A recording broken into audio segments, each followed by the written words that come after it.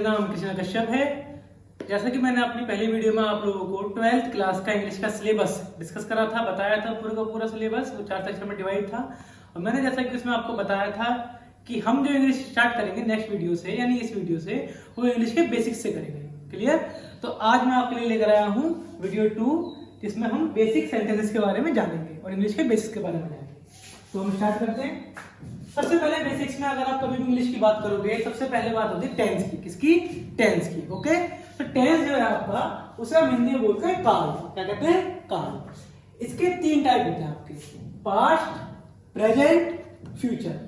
Past, present, future, भूतकाल, वर्तमान काल, भविष्य काल। क्लियर? ये सिंपल टेंस है, इसमें आपको कुछ भी रॉकेट साइंस नहीं, कुछ हटना नहीं, कुछ नहीं करना है। आपको जो उससे पता है वो सबको आइडिया होना चाहिए। ठीक है? उसके बाद सेंटेंस। यहां पर अगर हम सेंटेंस की बात करें, जिसे हम हिंदी में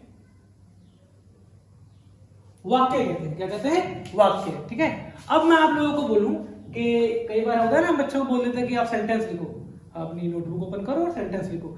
तो सेंटेंस जो हम लिखने के लिए बोलते हैं, तो वो सेंटेंस एक्चुअली में है क्या? क्या हर वो चीज जो हमारे द्वारा बोली गई है वो सेंटेंस है? नहीं, कभी भी नहीं। यदि आप इंग्लिश बेसिक से पढ़ रहे हो तो आपको सेंटेंस का मीनिंग भी पता होना चाहिए कि सेंटेंस एक्चुअली में होता क्या है। ठीक है? तो अगर मैं सेंटेंस को डिफाइन करूं एक सबसे सिंपल डेफिनेशन के थ्रू, तो मेरे हिसाब से जो आप लोगों को समझनी चाहिए और याद भी कर लेनी चाहिए अगर किसी को बताना हो आगे, तो सबसे सिंपल डेफिनेशन आपकी यही है, a group of words which has a meaning. Sentence जो है आपका वो a group of words which has a meaning है। मतलब क्या है आपका कि एक शब्दों का समूह, वर्ड्स माने समूह, समूह आपको पता है, group. Clear? Which has a meaning, जिसका एक मीनिंग है, मतलब है। सिंपल से एग्जांपल के रूप में अगर मैं बोलूं आपसे राम, सिर्फ अगर मैं इस वर्ड की बात करूं राम, क्या राम कोई सेंटेंस है, वाक्य है? नहीं, कोई मतलब नहीं है, कोई मीनिंग नहीं है इसका अपने आप में प्रॉपर। राम है, क्या इसका कोई मीनिंग है? नहीं, राम है। ठीक है, कुछ आपको पता लगा उसके बारे में कि राम है, लेकिन कुछ इसके अलावा एक्स्ट्रा नॉलेज नहीं मिली, कोई प्रॉपर मीनिंग, कोई पूरा का पूरा मतलब निकलकर नहीं आया, तो यह भी आपका सेंटेंस नहीं है, वाक्य नहीं है। राम किसान है, अब इसमें कुछ ना कुछ राम के बारे में पता लग रहा है आपको कि राम क्या है? किसान। तो यहां पर जो आपको इंफॉर्मेशन है, मीनिंग जो है वो पूरा मिल चुका है। क्लियर है? तो ये एक वाक्य है, इसे हम सेंटेंस कहेंगे। तो ये आपका एक प्रॉपर सेंटेंस है। क्लियर? सेंटेंस मुझे लगता है आपको समझ में आ गया होगा बहुत इजी है। उसके बाद हम बात करते हैं कि सेंटेंस का ये तो हुआ मीनिंग, समझना, लेकिन अब बात आती है सेंटेंस बनाया कैसे जाएगा। क्लियर? तो सेंटेंस बनाने के लिए कोई भी सेंटेंस हो, आपको एक स्ट्रक्चर चाहिए होगा। क्या चाहिए होगा? स्ट्रक्चर। तो स्टूडेंट्स, स्ट्रक्चर जो होगा आपका किसी भी सेंटेंस के लिए, वो हमेशा आपका यही होगा। अब जब मैं ये चीज बोल रहा हूं कि हमेशा यही होगा, तो यहां पर मैं सिर्फ जो बात कर रहा हूं आपके सेंटेंसेस जो आपके हैं सिंपल। ठीक है? सिंपल आपके हो गए, और जो आपके 12 होते हैं, जो इसे मिला के बढ़ जाते हैं आगे 4 4 4, ठीक है, 12 हो जाते हैं, वहां तक की बात कर रहा हूं, क्योंकि आगे सेंटेंस आपको उसके बाद आएंगे इंपेरेटिव। तो इंपेरेटिव में आपका वर्ब से स्टार्टिंग होगी, सब्जेक्ट होगा नहीं, ऐसा हम बोलते सब्जेक्ट होता नहीं है, लेकिन एक्चुअली में सब्जेक्ट उसमें होता है, हिडन सब्जेक्ट होता है, उसे बोलते हैं। क्लियर? यू होता है। तो यहाँ पर ऊपर इसकी ध्यान रखिए कि आपका जो स्ट्रक्चर है वो subject plus verb plus object. क्या? Subject plus verb plus object. Clear? ये चीजें आपको शुरू में ध्यान में रखनी है स्टार्टिंग से। हिंदी की बात करूं मैं अगर सब्जेक्ट की, तो सब्जेक्ट की जो आपकी हिंदी है वो है कर्ता। क्या है? कर्ता। वर्ब की क्रिया, ऑब्जेक्ट की कर्म। क्लियर है? तो सब्जेक्ट कर्ता क्या होता है, मैं आपको एक चीज बता दूं, यहां पर डिस्कस करूं। सब्जेक्ट वाक्य में जिसकी बात की जाती है या जो कार्य कर रहा हो।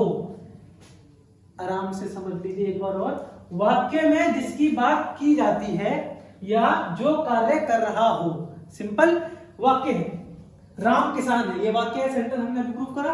तो इसमें किसकी बात की जा रही है? राम की बात की जा रही है ना। यहां पर भी तो यही बात बताइए सब्जेक्ट में कि वाक्य में जिसकी बात की जा रही है।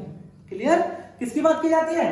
राम की। तो ये पूरा का पूरा क्या है आपका? राम सब्जेक्ट। और एक चीज और, अगर आपको किसी भी वाक्य में, किसी भी सेंटेंस में सब्जेक्ट पता करना है कि सब्जेक्ट एक्चुअली में है क्या, उसे पता करने का बहुत सिंपल तरीका है आपका कौन। क्या?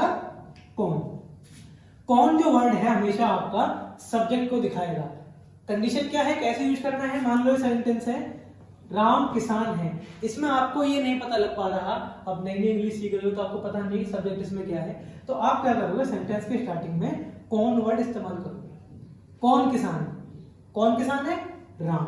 कौन का जो आंसर होगा वह क्या है, आपका सब्जेक्ट है। क्लियर है, तो कौन का आंसर हमेशा आपका सब्जेक्ट निकल कर आएगा। ठीक है, अब अगर मैं बात करूं वर्ब की, किसकी, वर्ब की, क्रिया जिसे हम बोलते हैं, तो वर्ब के मेनली यहाँ पर दो टाइप डिवाइड किए हमने। एक्चुअली अगर मैं डीपली बात करूं इसकी, तो वर्ब केवल ये दो टाइप नहीं है, आपके बहुत सारे टाइप होते हैं, ट्रांजिटिव, इंट्रांजिटिव, फिर वो भी आगे जाके डिवाइड होती है अलग अलग पार्ट्स में। लेकिन यहाँ पर हमें इतनी डिटेलिंग में नहीं जाना है, वो डिटेलिंग हम जब पढ़ेंगे वो आगे वाली वीडियोस में पढ़ेंगे, जब हम बेसिक अपना खत्म कर लेंगे। क्लियर बच्चों, तो यहाँ पर अगर मैं वर्ब की बात करूं तो हेल्पिंग वर्ब और मेन वर्ब। हेल्पिंग वर्ब जो है आपकी, उसको अगर मैं यहाँ पर बताऊं कौन कौन से इंक्लूड होती हैं, तो is, am, are, was, were, will, shall, has, have, had, would have, etcetera. मैंने एक्सेट्रा क्यों लिखा है, इसमें और भी वर्ब्स इंक्लूड हो सकती है। हेल्पिंग वर्ब्स आपकी जैसे होगी आपकी कई बार हम इंक्लूड करते हैं डू, डज, बीइंग, बीन, ये सारे इंक्लूड कर देते हैं। मैंने सारे यहाँ पर नोट डाउन नहीं किए, बस आपको एक आइडिया दे दिया है कि ये हेल्पिंग वर्ब्स होती है, उनमें से मेन ये है, तो आपको नॉर्मली यूज करने के लिए मिलेंगे स्टार्टिंग। क्लियर, अब मेन वर्ब की मैं बात करूं, मेन वर्ब क्या होती है। अच्छा, हेल्पिंग वर्ब जो है आपकी, सिंपल आप ध्यान रखना, ये बस टेंस को दिखाती है, भूतकाल, वर्तमान काल, भविष्य काल। क्लियर है, राम किसान है, तो है जो वर्ड है आपका यहाँ पर वर्ब है, हेल्पिंग वर्ब, वो सिर्फ दिखाएगा कि भूतकाल की बात हो रही है, वर्तमान काल की बात हो रही है, या भविष्य काल की बात हो रही है। क्लियर, अब बात आती है मेन वर्ब की, तो मेन वर्ब क्या होती है आपकी, ईट, थिंक, प्ले। इन तीनों ही वर्ब में आप एक चीज कॉमन देखोगे, यहाँ पर कोई ना कोई एक्शन किया जा रहा है। ठीक है, तो मेन वर्ब क्या होती है आपकी, जिसमें सब्जेक्ट जो है आपका, कौन, सब्जेक्ट कोई ना कोई एक्शन परफॉर्म करता है। क्लियर है, सब्जेक्ट आपका कोई ना कोई एक्शन परफॉर्म करता है। ईट, खाना, थिंक, सोचना, प्ले, खेलना। एक चीज और मैं आपको यहाँ पर बता दूं, नोट डाउन चाहेगा आप कर लेना, कि मेन वर्ब में जो एक्शन है, सब्जेक्ट जो एक्शन परफॉर्म करेगा, हमेशा जरूरी नहीं हो फिजिकली होगा। क्लियर है, कि फिजिकली आपका एक्शन परफॉर्म हो रहा है तभी मेन वर्ब है, नहीं। थिंक की बात करूं तो थिंक, सोचने के लिए आपको फिजिकल वर्क नहीं करना पड़ता, आपका माइंड वर्क करता है वहां पर। ठीक है, तो ये चीजें आपका माइंड वर्क करेगा, ठीक है, मेंटली, और आपकी जो फिजिकली, दोनों ही चीजें आपकी मेन वर्क बनाएंगी। क्लियर है, इसके बाद नेक्स्ट टॉपिक हमारा ऑब्जेक्ट। ऑब्जेक्ट की अगर बात करूं तो ऑब्जेक्ट आपका मेनली दो पार्ट में डिवाइड होता है। इसके बारे में मैक्सिमम बच्चों को नॉलेज नहीं होती है, वो सिर्फ ऑब्जेक्ट पढ़ लेते हैं। ठीक है, लेकिन यहाँ पर मैं आपको बता दूं, ये दो पार्ट में डिवाइड होता है, डायरेक्ट ऑब्जेक्ट आपका और इनडायरेक्ट ऑब्जेक्ट। कौन सा, डायरेक्ट ऑब्जेक्ट और इनडायरेक्ट ऑब्जेक्ट। डायरेक्ट ऑब्जेक्ट में जो चीजें आपकी आती है, जो इंक्लूडेड है, non living things, birds, animals. Clear है, इनडायरेक्ट ऑब्जेक्ट में जो आपकी चीजें इंक्लूडेड होती हैं, वो होती हैं ह्यूमन बीइंग्स। क्या होती है, ह्यूमन बीइंग्स, यानी कि हम, इंसान जो है। क्लियर, यहाँ पर एक चीज और, अगर किसी के बच्चे के मन में डाउट आ रहा हो तो भैया ऑब्जेक्ट, डायरेक्ट ऑब्जेक्ट, इसका काम क्या है, हमारे से कभी काम आया भी नहीं, शायद आया भी ना, ऐसा कुछ भी नहीं है बच्चों।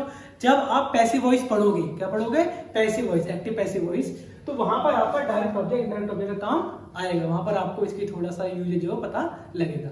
क्लियर है, तो ये आपका अभी तक है tense, sentence, structure, subject, verb, object. Clear, अब इसके बाद हम स्टार्ट करते हैं इजएमआर, वाज, वर्ब, जो आपके हेल्पिंग वर्ड्स हैं उनका यूज है। क्लियर, तो अब हम बात करेंगे इजएमआर से रिलेटेड सेंटेंसेस की। क्लियर है, तो सबसे पहले इजएमआर तीनों हेल्पिंग वर्ब है, मैंने आपको बताया थोड़ी देर पहले, ये तीनों के ही तीनों प्रेजेंट के लिए, प्रेजेंट टेंस, वर्तमान काल के लिए इस्तेमाल की जाती है, सिर्फ दर्शाती है कि वर्तमान काल की बात हो रही है। ठीक है, वाक्य के अंदर इज का इस्तेमाल आप कब करोगे, ही, शी, इट, दिस, दैट, या सिंगुलर सब्जेक्ट के साथ।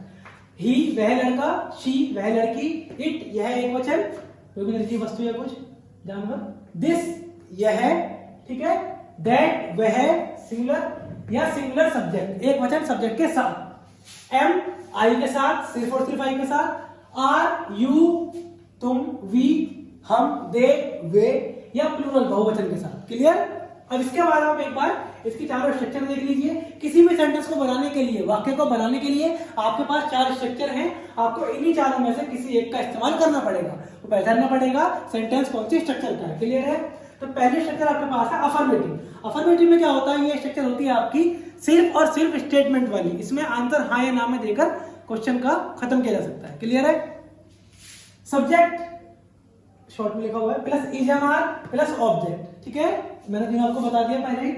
नेगेटिव नहीं, इसमें नहीं ऐड हो जाएगा। Subject plus EMR plus not plus object, यहाँ पर नॉट ऐड हो गया है ईएमआर के बाद, ये नेगेटिव हो गया, ठीक है। जैसे सेंटेंस ये है कि राम किसान नहीं है, तो वहां पर आपको यह ऐड करना है। क्लियर है, मैंने वहां पर लिखे हुए हैं। Interrogative double family plus EMR plus subject plus object. Clear.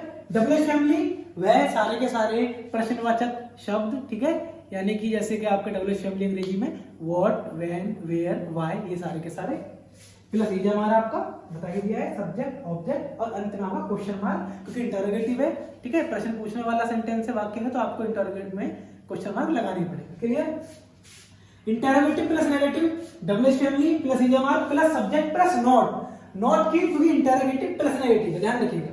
Clear है। इन चारों की बात हम यहाँ पर करेंगे, मैंने इसके 5 एग्जाम्पल 6 एग्जाम्पल लिखे हुए। क्लियर।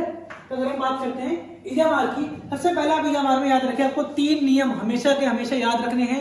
यदि आप ये 3 नियम याद रखते हो, आप कभी ये वाक्य गलत नहीं करोगे। क्लियर। तो पहला रूल 1 नियम पहला क्या कहता है, यदि वाक्य में ईएमआर के बाद कोई सिंगुलर नाउन है तो एएन लगाया जाएगा। यदि वाक्य में ईएमआर के बाद कोई सिंगुलर नाउन तो एएन लगाया जाएगा। चलिए थोड़ा इसकी बात करते हैं। वाक्य है राम किसान है, राम किसान है, ये सेंटेंस मैंने आपके लिए पहले बना दिया है, बाकी तो आपके लिए हैं, ठीक है। राम किसान है, Ram is a farmer, simple है। पहला आपका सब्जेक्ट, राम कौन है, सब्जेक्ट पुट कर दिया आपने। सिंगुलर है, इज लगा दिया आपने, ऊपर बताया हुआ है, ठीक है। ऑब्जेक्ट किसान, फार्मर, और सिंगुलर है क्योंकि किसान, फार्मर सिंगुलर है, तो ए एन में से एक चीज लगानी थी आपको, तो आपने यहाँ पर ए लगाया है, ठीक है। एन कब लगेगा वो नीचे देखेंगे। क्लियर। ये आर्टिकल्स है, मैं आपको चीज बता दूं, यहाँ पर ए और एन आपके आर्टिकल्स हैं। क्लियर। दा भी आपका आर्टिकल होता है, मेनली हम 3 आर्टिकल की बात करते हैं अंग्रेजी में, ए, एन या दा आपका डेफिनेट आर्टिकल होता है, और ए और एन आपके इनडेफिनेट आर्टिकल होते हैं। इनकी बात जो हम नेक्स्ट जब भी आगे टॉपिक पढ़ेंगे तो उस वीडियो में डिटेलिंग में बात करेंगे। क्लियर। यहाँ पर हम बेसिक्स पढ़ रहे हैं, तो बेसिक की तरह लिखिए। अगर रूल 2 क्या कहता है आपका, नियम 2, यदि वाक्य में ईएमआर के बाद कोई एडजेक्टिव है। अब एडजेक्टिव क्या होगा मैं पहले आपको बता दूं। एडजेक्टिव हिंदी आपने पढ़ी होगी विशेषण, यानी कोई ऐसा शब्द जो किसी की भी विशेषता बताता है, किसी भी नाउन की, संज्ञा की विशेषता बताता है। जैसे मैंने आपको सिंपल कहूं कि यह कार है, यह कार है। अब मैं कहूं यह लाल कार है, तो अब कार की विशेषता क्या है, कार कैसी है, लाल। तो लाल जो शब्द आपका एडजेक्टिव है। क्लियर है, विशेषण है। उसने कार के बारे में कुछ एक्स्ट्रा इन्फॉर्मेशन दी कि कार कैसी है, उसकी विशेषता बताई, तो ये आपका एडजेक्टिव होता है जो आपकी विशेषता बताता है किसी भी नाउन की। क्लियर है। तो यदि वाक्य में ईएमआर के बाद कोई एडजेक्टिव है तो एएन नहीं लगाया जाएगा। क्यों और कैसे, देखिए। वह होशियार है, क्वेश्चन बन सकते हो वह के लिए। सब्जेक्ट है सबसे पहले, इंटरोगेटिव है, सॉरी इंटरोगेटिव नहीं, अफर्मेटिव है। वह होशियार है, ही यहां पर हमने देख लिया है, ही। क्लियर। उसके बाद ईएमआर, ही के साथ आपका क्या लगेगा, इज, ही इज, सिंपल है। अब क्या ईएमआर के बाद आपको एएन लगाना है, नहीं, क्योंकि मैंने क्या बोला रूल 2 में, यदि ईएमआर के बाद कोई एडजेक्टिव है, राम कैसा है, सॉरी वह कैसा है, होशियार। होशियार होना क्या होता है, एडजेक्टिव होता है, ठीक है, विशेषण होता है। तो यहां पर होशियार के लिए क्या लगाओगे आप, इंटेलिजेंट। आपको यहाँ पर कोई जरूरत नहीं है एएन लगाने की। यदि सिर्फ और सिर्फ एडजेक्टिव है तो आप न ए लगाओगे न एन लगाओगे, याद रखिए। क्लियर। ये सेंटेंस हो यहाँ पर पूरा आपका रूल 3, यदि वाक्य में ईएमआर के बाद एडजेक्टिव प्लस सिंगुलर नाउन, ध्यान रखिएगा, एडजेक्टिव प्लस सिंगुलर नाउन। पहले में क्या था, ईएमआर के बाद सिंगुलर नाउन तो एएन लगेगा। दूसरे में क्या था, अगर एडजेक्टिव है ईएमआर के बाद तो एएन नहीं लगेगा। तीसरे में क्या है, यदि ईएमआर के बाद एडजेक्टिव प्लस सिंगुलर नाउन है तो एएन लगाया जाएगा। क्लियर। कैसे, इस सेंटेंस को बनाते हैं, चलिए। वह होशियार लड़का है, अफर्मेटिव में पहला सब्जेक्ट, वह ही लड़का पहले बोला हुआ है मैंने, ठीक है। ही के बाद ईएमआर में से ही के साथ क्या लगेगा आपका, इज, ही इज। क्लियर। होशियार लड़का है, लड़का आपका नाउन हो गया, ठीक है, सिंगुलर नाउन, और होशियार आपका एडजेक्टिव हो गया। तो होशियार प्लस लड़का, adjective plus singular noun, noun भी कैसा, सिंगुलर, उसके साथ एडजेक्टिव, तो एएन आपका लगाया जाएगा। तो ही इज इंटेलिजेंट बॉय। अब इंटेलिजेंट से पहले मैं ए लगाऊं या एन लगाऊं, यहां पर आपको एन लगाना है। क्यों लगाना है यहाँ पर मैं आपको बता दूं कि जो आपका रूल आपने शुरू में पढ़ा होगा कि ए एन लगाने के लिए एक नियम होता है। यदि आपका जो शब्द है वर्ड है इंग्लिश में वो ए ई आई ओ यू से स्टार्ट हो रहा है तो उससे पहले आप एन लगा दोगे। ऐसा कुछ भी नहीं है, सरासर गलत है, ठीक है। आप सिर्फ एक नियम याद रखो कि आपने ऐसा नर पढ़े होंगे, ठीक है। यदि आपका अंग्रेजी का कोई भी शब्द, ठीक है, हिंदी में लिखते समय ऐसे लेके अंग्रेजी जिसे बोलते हैं, ठीक है, इसके बीच में आ रहा है तो आप क्या लगाओगे? एन। क्या लगाओगे? एन। यदि नहीं आ रहा तो आप एन लगाओ, सॉरी ए लगाओगे। देखिए कैसे, फार्मर को यदि मैं हिंदी में लिखूं फार्मर, फे, क्या फे इसमें आता है? नहीं आता, तो मैंने यहाँ पर ए लगाया अगर मैं ए और एन की बात करूं तो सिंपल।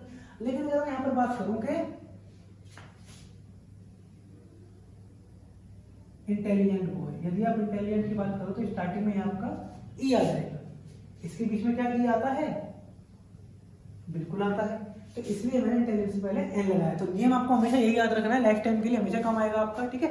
छोटी से छोटी, बड़ी से बड़ी क्लास के लिए कि यदि आपका जो शब्द है वह ऐसे लेके अंगा के बीच में आ रहा है, जो आपने ऐसा नाम पढ़ा है कबूतर से पहले, ठीक है, उनके बीच में आ रहा है तो आप एन लगाओगे, अन्यथा आप एन नहीं लगाओगे, आप ए लगाओगे। क्लियर है? इतनी सी बात ये आपको याद रखनी है हमेशा, ठीक है। वो बेसिक्स में आती है, लेकिन ऐसा बेसिक है कई बच्चे इस बेसिक को लैग करते हैं, आपको नहीं करना है, ठीक है। अब मैंने कुछ यहाँ पर वाक्य लिखे हुए हैं, ठीक है। पहला वाक्य राम किसान है, अफर्मेटिव, ठीक है, राम किसान है। पहले क्या आएगा? सब्जेक्ट, ठीक है, बिल्कुल आपका राम। उसके बाद इज, एम या आर। राम सिंगुलर है, सिंगुलर के साथ इज, ठीक है। उसके बाद क्या है आपका? मैंने इस वाक्य को ले लिया है 4 से 5 से 6 तरीके से, ठीक है। इज हमारे के बाद आपका ऑब्जेक्ट राम इज। राम क्या है? किसान। लेकिन किसान कैसा है राम आपका?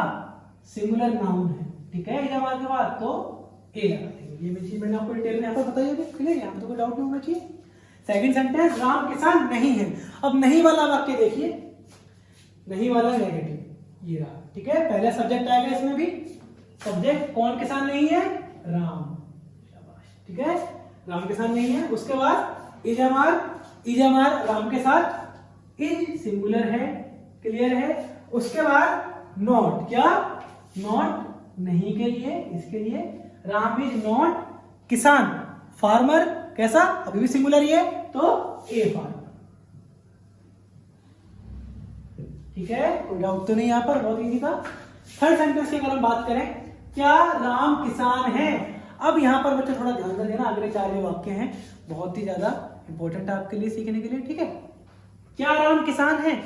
ध्यान दीजिए, अगर किसी भी वाक्य के शुरू में क्या शब्द आ रहा है, ठीक है, क्या शब्द आ रहा है तो वह आपकी डबल फैमिली नहीं है, वह आपकी हेल्पिंग वर्ब। क्या है? Helping verb, simple. तो यह वाक्य आप हेल्पिंग वर्ब से बनाओगे हमेशा, ना कि डब्ल्यूएच फैमिली से। सिंपल। क्या राम किसान है, ठीक है, ये हेल्पिंग वर्ब सब्जेक्ट के अकॉर्डिंग आती है। सब्जेक्ट राम किसान है, कौन किसान है? राम। राम के साथ हेल्पिंग वर्ब क्या के लिए क्या लगाओगे आप? इज। क्या लगाओगे? इज। जब होगा आपका, ठीक है, हेल्पिंग वर्ब फिर सब्जेक्ट। कौन किसान है? राम, ठीक है।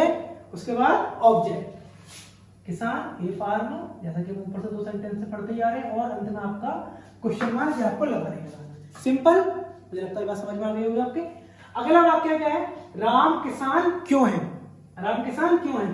ये भी प्रश्नवाचक है, ये भी प्रश्नवाचक है, लेकिन फर्क सिर्फ इतना है, अगर क्या से वाक्य आपका सेंटेंस स्टार्ट हो रहा है तो आपको हेल्पिंग वर्ब से बनाना है, लेकिन उससे स्टार्ट ना होकर वाक्य के बीच में, सेंटेंस के बीच में क्यों, कहां, कैसे यह शब्द आ रहे हैं तो ये सारे शब्द आपके डबल फैमिली होते हैं। क्या होते हैं? Double family, clear. तो क्यों के लिए हम क्या लगाते हैं? वाई। क्या लगाते हैं? वाई।